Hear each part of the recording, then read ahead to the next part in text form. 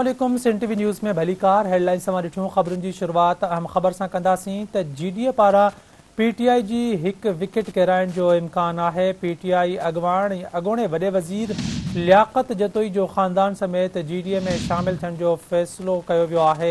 ज़रीन मूजिबि सुभाणे बिटो जतोई में हम ख़याल दोस्तनि जी मुलाक़ात रिथियलु आहे ऐं मुस्तक़बिल जो फ़ैसिलो कयो वेंदो। हीअ अहम ख़बर अव्हां सां शेयर कयूं पिया। जीडीए पारां पीटीआई जी हिकु विकेट किराइण जो इम्कान आहे।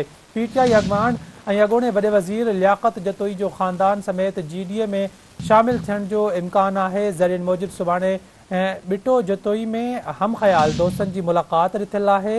मुस्तक़बिल जो फ़ैसिलो कयो वेंदो।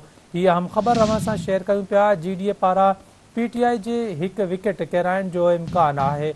पीटीआई अॻवान ऐं अॻूणे वॾे वज़ीर लियाक़त जतोई जो ख़ानदान समेत जीडीए में शामिल थियण जो इम्कान आहे।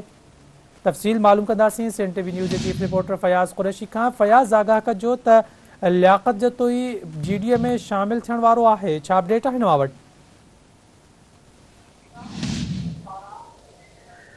बिल्कुल अशफाक, हिन वक्त सियासी मैदान में पार्टियुनि पारां हिक ॿिए जो मुक़ाबले जो सिलसिलो जारी आहे। ख़ासि तौर ते पाकिस्तान पीपल्स पार्टी पारां जीडीए जूं जेके विकेटूं किराइण जे हवाले सां अॻुबराई थी। हाणे जीडीए पारां पाकिस्तान तहरीक इंसाफ़ जे विकेट किराइण जे हवाले सां जेको इम्कान आहे उहो वाज़े तौर ते चिटो थी चुको आहे। पीटीआई अॻवान ऐं अॻूणो वॾो वज़ीर लियाक़त जतोई पंहिंजे ख़ानदान समेत जीडीए में शामिल थियण जे हवाले सां फ़ैसिलो करे वरितो आहे। इन हवाले जतोई में हम ख़याल दोस्तनि जे हवाले सां मुलाक़ात बि थियल आहे ऐं इन हवाले सां मुस्तक़बिल जो जिते फ़ैसिलो कयो वेंदो उते दादू में 9 डिसंबर ते वॾी हिकिड़ी रैली कढण जे हवाले सां फ़ैसिलो करण ते ॻाल्हि ॿोल कई वेंदी। इजलास में जीडीए जी जेका मर्कज़ी क़यादत आहे उनखे बि शिरकत करण जे हवाले सां दावत ॾिनी वई आहे। इम्कान आहे त उहा शिरकत कंदी। जंहिं बाद न सिर्फ़ हतमी जेको फ़ैसिलो आहे उनखे करण खां पोइ लियाक़त जतोई पारां बाज़ाब्ता तौर ते जीडीए में शमूलियत ऐलान करण जे हवाले सां हिकमत अमली इख्तियार कंदे इतफ़ाक़ कयो वेंदो।